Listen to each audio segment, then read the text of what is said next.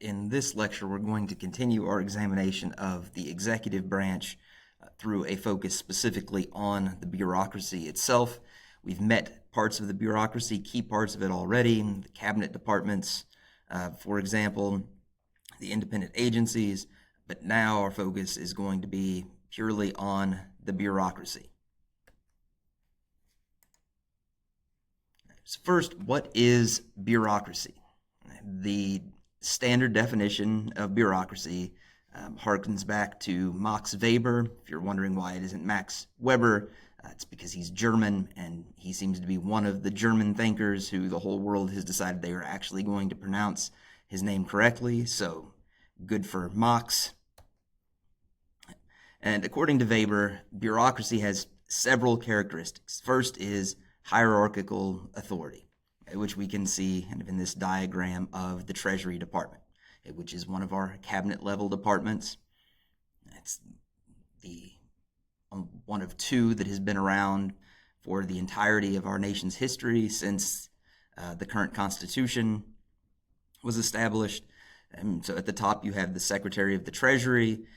Everything flows down from the Secretary, with each of the subparts overseeing other subparts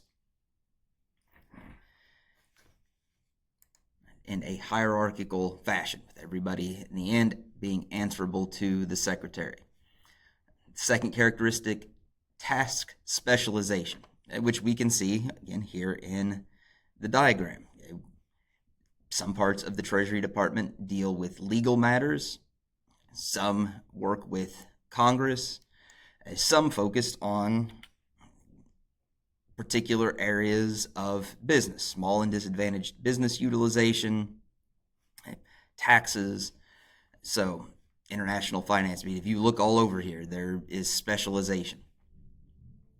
And so the idea here is that each part of the bureaucracy will do its thing, right, that it gets really good at, and only it does, to make things efficient and for there to be clean lines of areas of authority. Again, all answering back up, right, hierarchically to the Secretary of the Treasury. Third element is meritocracy. People who are promoted up through the bureaucracy and become part of the hierarchy, especially, in terms of having administrative power and being some of those people that others answer to, all of that should be based on the ability of the person in the job. It's not supposed to be as it was prior to the period that Weber was writing in, where you got your position because you were part of the aristocracy and we had to find places to put you until your father died and you inherited his estates. And so meritocracy is the third element. And fourth, this is the part that people have a harder time swallowing. People are, yay, meritocracy. But then when we get to the impersonal side of it, sometimes they become less positive about the bureaucracy. The bureaucracy in dealing with you is not supposed to deal with you on an individual basis. It is supposed to treat me the same way it treats the next person, based on standard operating procedures. And this is the thing I bring to the bureaucracy. They deal with me based on the particular situation, right, and their rules, rather than how nice or unpleasant they think I am. And as I said, that's when people really start to maybe get a sour taste about bureaucracy, and so that brings us right into perceptions of bureaucracy. And in America, the general perception of the bureaucracy is negative. It's not uniform. Here, the party a person affiliates with, or at least leans towards, as remember, as we've only recently reviewed, and at present, over 40% of Americans do not identify as one party or the other, but they might lean in a direction.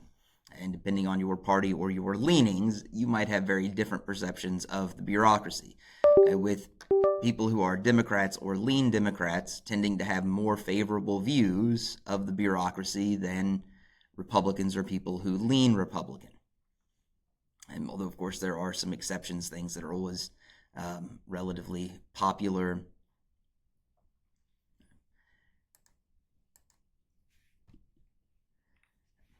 In other democracies, the view of bureaucracy is generally more favorable.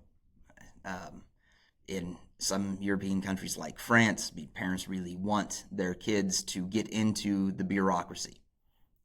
Those jobs are seen as prestigious. People are respected in those positions. And we can see that here. So, it's hard to get at this directly, but this is kind of the best proxy. This is kind of trust in government administration. And what you can see is in much of Europe, it is relatively positive. Of course, the more bluish green the color, the more trust, right? The redder, the lower trust. And if we look at some of the countries that have tended to be the wealthiest, happiest parts of Europe, right, they are also the place with the most trust in government. Places like Finland, Denmark, Germany. Other places sometimes have been seen the trouble spots of Europe where government doesn't work so well. It's Portugal, Spain, Italy, Greece. But, right, if you notice, most of Europe, I kind of got off track there, right? In most of Europe, right, the view of bureaucracy is more favorable. All right, next topic here, we're kind of jumping around. Bureaucracy and democracy. One of the first things that people in America often think about when they think about bureaucracy, and it lends into the tendency for Americans to be more negative about bureaucracy, is red tape. And talk more about what red tape is, but from the outset, I want you to understand that what one person would see as red tape is what Kaufman saw when his writing in 1977. He said, one man's red tape is another's treasured procedural safeguard.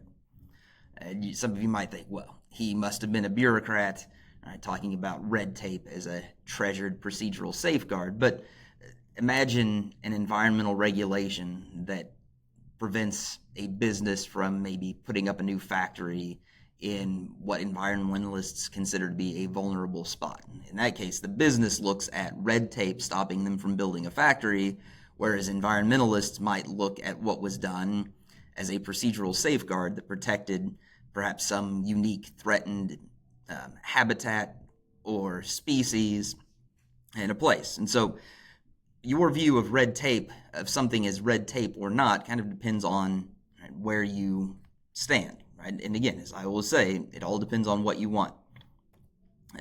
But red tape in general, if we're defining it, they are procedural rules about how things are done, how the government approves or blocks actions. And obviously with the label of red tape, a lot of the emphasis from the outside views these procedures as things that block actions. And partly because of this, bureaucracy can be a challenge to democracy. Federal bureaucrats, as critics of the bureaucracy often point out, are unelected. A lot of them, as we'll see, are hired through a civil service system. Others are political appointees, but none of them is elected.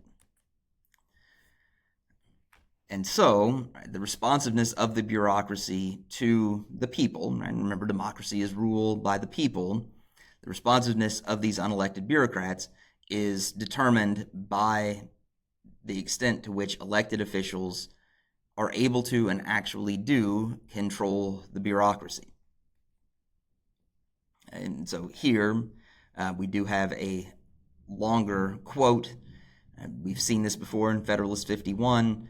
In framing a government which is to be administered by men over men, the great difficulty lies in this. You must first enable the government to control the governed, and in the next place, oblige it to control itself. And Madison almost certainly did not have our modern sprawling bureaucracy in mind when he wrote this. He was thinking about even the elected parts of the government. But it certainly applies here.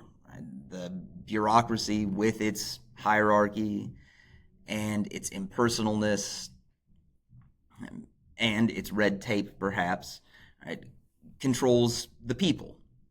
And so the challenge for maintaining a bureaucracy within a democracy is, right, to get the bureaucracy to control itself.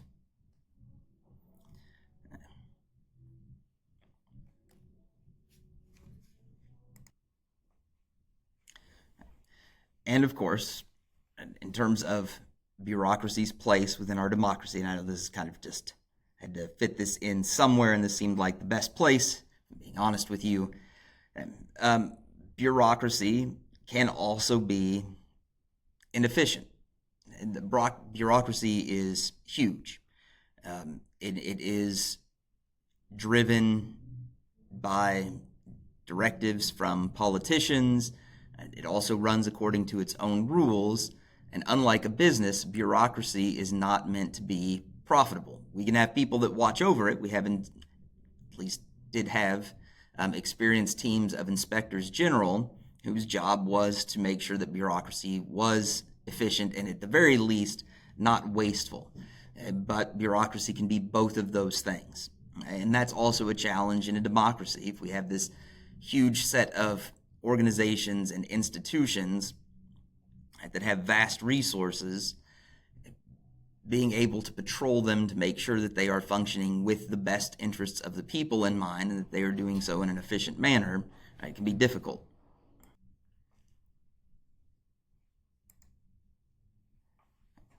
Here we have just some political cartoons to help kind of illustrate some of these points. This cartoon is from the era of the Carter administrations. This is Jimmy Carter. And this is the bureaucracy. This gets at that idea of the responsiveness of the bureaucracy to elected officials. In this case, what we can see is the bureaucracy is bigger and stronger and, right, with no hitting below the belt, right, short, right, little Carter is going to have a hard time, right, beating the bureaucracy, right, to do what he wants it to do. The second political cartoon gets at the idea of inefficiency and waste. And obviously you can tell this is a much more recent cartoon of the idea that we have all of this technology, we have drones that can fly themselves, we have cars that can drive themselves, and then there is big old government bureaucracy, and it's massive, it is too big to see people who need it, and it has too many people in the hierarchy to answer to, right? Too many crew, and then obviously you can tell the theme here is just too many. And this, again, is meant to be about the inefficiency, at least the inefficiency of bureaucracy. So we have those views of democracy. What we're going to kind of turn to now is what bureaucracy does. And what bureaucracy does, right, is implementation. And implementation means taking policy goals and turning those things into actions. And you will also see terms like operations and especially programs. So for example, if the government says that it wants to increase housing accessibility for low-income Americans, then we have housing programs. Subsidized housing programs. We want more people to go to college. We have subsidized loan and grant programs. In terms of methods of implementation, and here these would be more things like actions and operations. Command and control for implementing a policy is the typical method for the thing the government wants done. What this does, and as you'll see, a lot of when we talk about the bureaucracy, a lot of what bureaucracy interacts with is businesses. And this might be perhaps where you see the issue of red tape so much, because a lot of what bureaucracy is doing is implementing policies that businesses have to follow. So the bureaucracy will set goals or objectives for what businesses are supposed to do or not do, explain those procedures to the businesses, and then monitor those businesses to make sure they are complying with the policy. The control part of the command, right, is punishment for businesses that are not in compliance. An example of this would be cafe standards. Until July of 2025. The reason I say until July of 2025, the Trump administration and the 119th Congress, we have right now unified control of government by Republicans. The punishment for non-compliance for cafe standards was reset to $0.00 for violations. Before this, in 2024, the last year of punishment for non-compliance, the federal government would fine car makers $17 per vehicle per 1/10 of a mile per gallon. The car maker was under the CAFE standard. CAFE stands for Corporate Average Fuel Economy. I know you guys are all super riveted by this, and everybody likes talking about fuel efficiency standards. And in 2024, they were higher than you might have imagined. 49.2 miles per gallon for cars, 35.1 miles per gallon for light trucks. Light trucks would be everything from a Ford Maverick up through, and some of you might be skeptical of this, but up through, a Dodge Ram 3500, so a 1-ton truck. But those were the standards, and light trucks were always treated differently, and that leads to its whole other set of issues, which I'm not even going to get into because I think anybody is going to be interested in those. And so part of this you could see in terms of making this work, vehicles have to have this window sticker when they are sold as new, right, to identify the miles per gallon of fuel economy based on city, stop and go driving versus highway driving, publishing fuel cost, greenhouse gas ratings, how much CO2 they emitted, how much particulate pollution they emitted. A less common method of implementation is through incentives, and this is where bureaucracy tries to use market-based approaches. Market-based means supply and demand and pricing.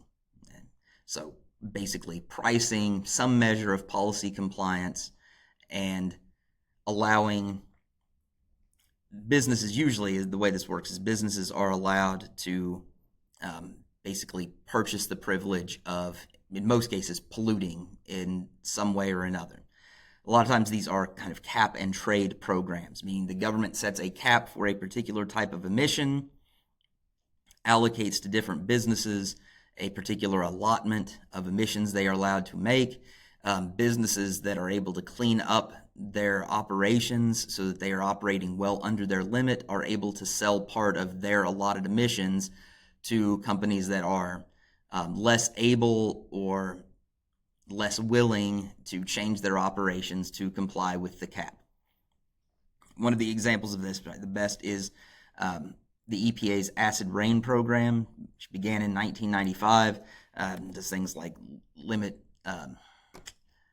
sulfur oxides and nitrous oxides. Not an environmental scientist, but those kind of compounds, especially from coal-burning power plants, that led to acid rain that damaged everything from forests to buildings. And so basically what businesses could do is, again, they're allotted their share of emissions and they could buy and sell their allotment based on their needs. Okay? But all of that, because the emissions can now have a price, companies have a financial incentive to reduce their emissions. So far, these are very rare, especially at the federal level.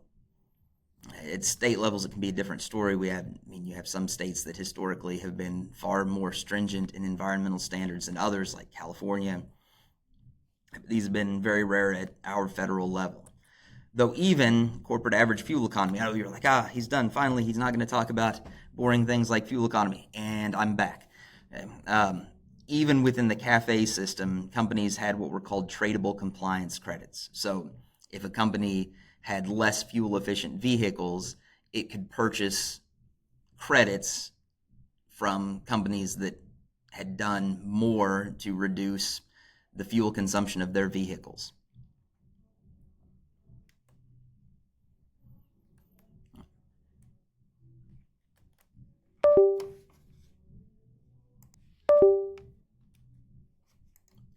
You don't need to write this again, but just since we're going to be talking about common problems of implementation, I thought it would be good to have that kind of top dead center as we're talking about it. So in terms of common problems, some of it can be down to program design. One example of this would be COBRA. I can't remember exactly what COBRA stands for. It's an acronym.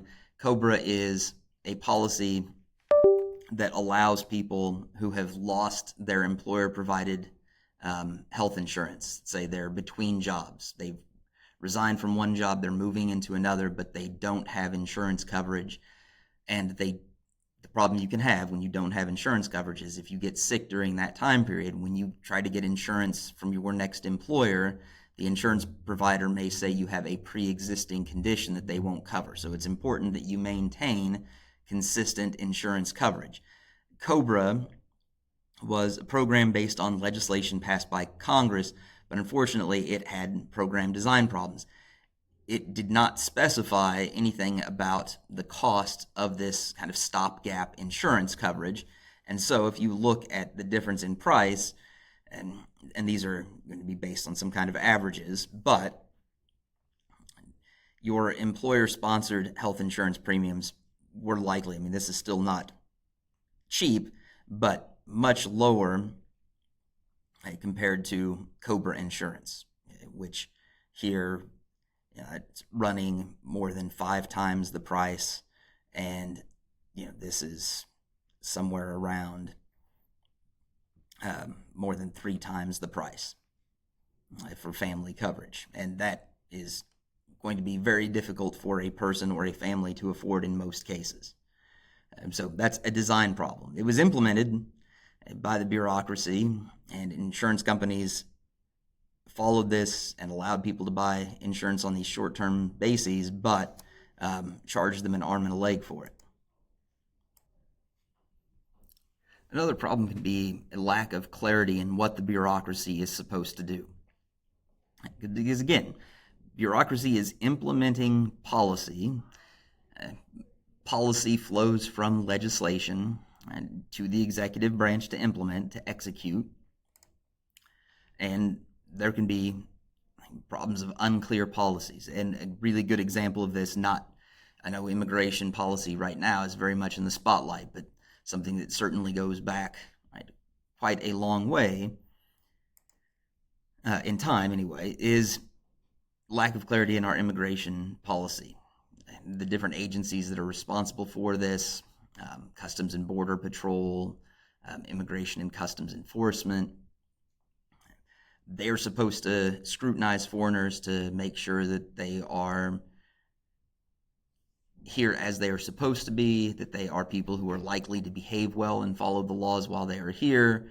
At the same time, they're not supposed to scrutinize foreigners so much that people don't want to be tourists here and bring their money to spend in the United States. And so you're supposed to make it hard for people to get in, but not too hard. And maybe you make it not as hard for people you think are just coming here to spend money as tourists.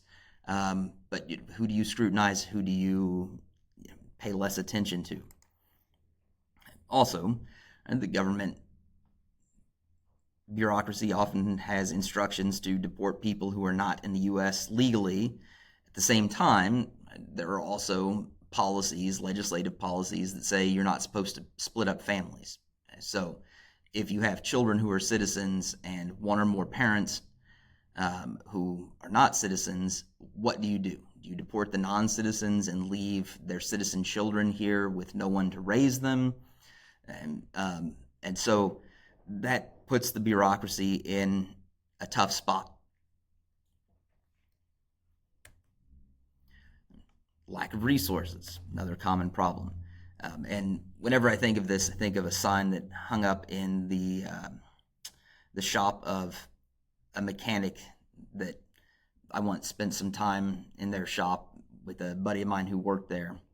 And the sign over the door said, "Don't start vast projects with half-vast ideas." Obviously, if you speed up the saying of that, you can kind of see why that was a clever sign. For the professionalism, I can't explain that to you, but if you can't figure it out, ask a friend. An example of this, I mean, jokey kind of saying, but serious implications for the real world. During the war in Iraq, especially in the early stages, U.S. troops lacked a lot of things they needed to be as safe as we could make them in combat situations.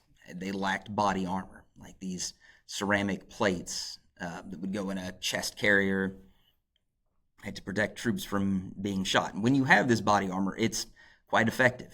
I mean, it can stop rounds from commonly used AK-47s in Iraq. That's what was likely to be shot at U.S. troops, and those ceramic plates could protect them from that. But they only protect you if you have them, and a lot of troops didn't have them. This went on to other things too, but that's an example. Body armor is something you need if you're wondering, well, I mean, Defense Department, I mean, it's got aircraft carriers and planes that cost tens of millions of dollars a piece, and all these really expensive things. Like, why didn't we have chest or body armor for our troops? It turns out that body armor is also expensive, and when you have lots and lots of troops in there, those costs add up. And unfortunately, those were not available to troops, and because they were expensive, I mean, in some cases, families ended up mailing their sons, most often sons, but also daughters, privately purchased body armor. Sometimes, as much as we talk about red tape and command and control and people's feelings that the bureaucracy is unaccountable and undemocratic and too strong, sometimes the problem with the bureaucracy's implementation of policy is a lack of authority to fully implement that policy. Perhaps one of the clearest examples of this is that the U.S. Department of Agriculture, it can monitor meat processing facilities for safety and sanitation, but it does not have the authority to shut down a meat processing facility that it deems to be unsanitary. And so this is why periodically in U.S. history we have these major recalls of meat products. This one was one of the most recent, Boar's Head, which was a lot of people would not have expected. It's deli meat that tends to be noticeably more expensive than other brands, but it had to be removed from the market. They had to actually strip down the refrigerated shelving displays of everything and, I suppose, bleach them or do something else, because even contact from the meat in packaging was enough to cause concerns of contaminating other products. And unfortunately, for those of you who are watching this with, a sandwich with cold cuts packed for your lunch today, unsanitary deli meat processing facilities, I mean, that's kind of just a widely known, if not often talked about problem. And yet the USDA, even if it's aware of these things, it can order a recall of the meat after it's out there in the market and has already made people sick, but it can't shut down the facility that is producing these things.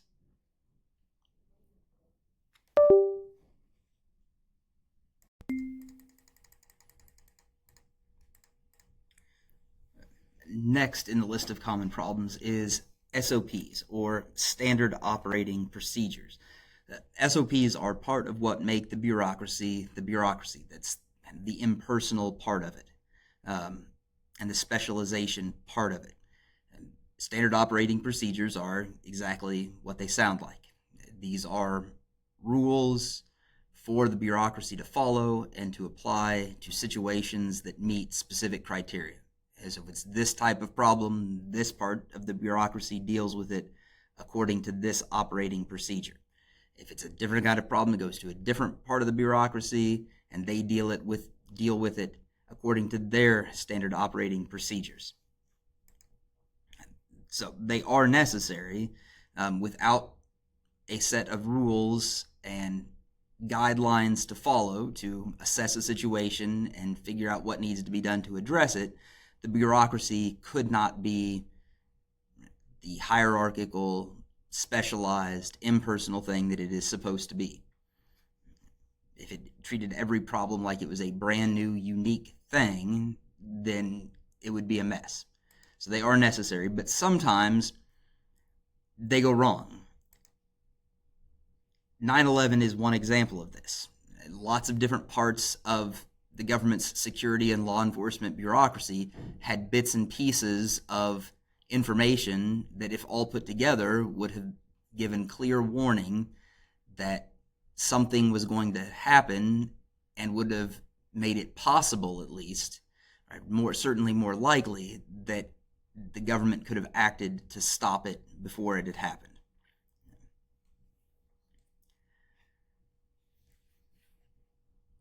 And part of what comes up here is standard operating procedures. I mean, they're within a bureaucracy. They don't always involve sharing information with other bureaucracies.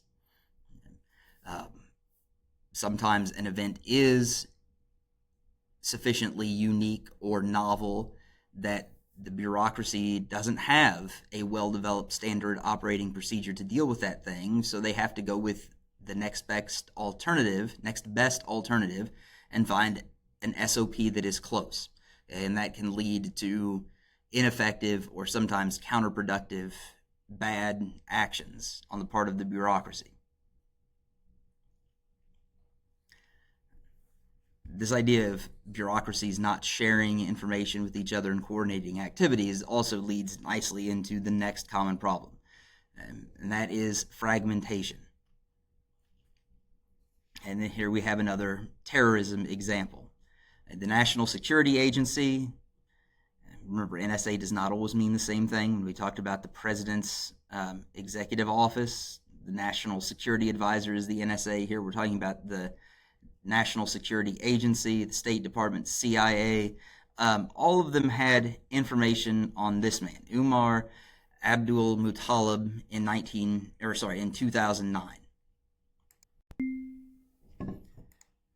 And Umar Abdul Muttalib will go down in history as the underwear bomber.